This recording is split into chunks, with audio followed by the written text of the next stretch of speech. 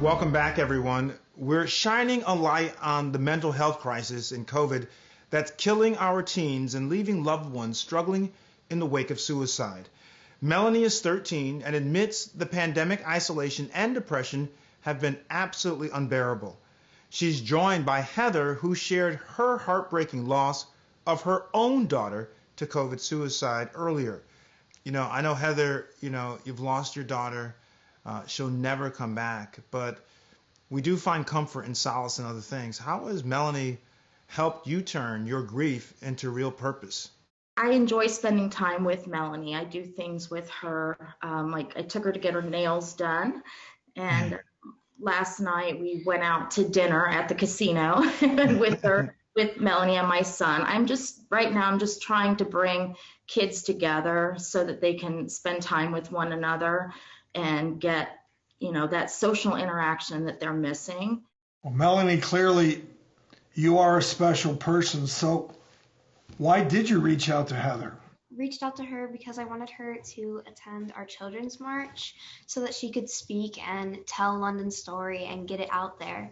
I want to bring in adolescent and family psychologist Dr. Jen Harstein, as well as family physician and resilience expert Dr. Deborah Gilboa. How important are support networks when we're dealing with challenges and grief and struggle?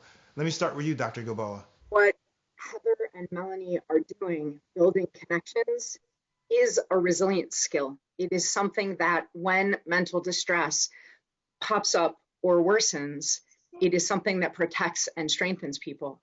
Melanie had a choice that she could make between self-harm, which she seriously considered, and self-advocacy, which she was brave enough to step towards. And actually, Heather, you did the same thing. As a parent, the isolation that you could have clung to, the damage that you could have wallowed in, given the awful circumstance that nobody should ever have to face, you too chose to step towards advocacy instead of harm.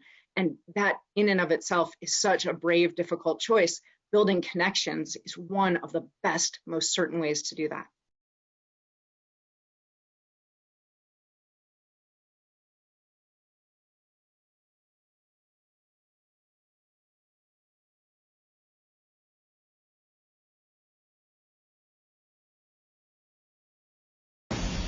We're living in uncertain times. It's tough to keep up with the latest medical headlines. About the market, panicked about COVID. And how do those headlines impact you and your family? On season 13 of The Doctors, we want to empower you physically. If I met them at dance, they would meet me at medicine. Man, I love that. Emotionally. If I can change my thoughts, I can change my feelings. And medically. He doesn't have his mask up, which is not a good thing. This is the $1 million question, maybe the $1 trillion question. This is so critical for people to hear. We're giving you the inside track on health and wellness so that you can get back to the life you deserve. It's time to take back your power. The Doctors, now more than ever. Premieres September 21st.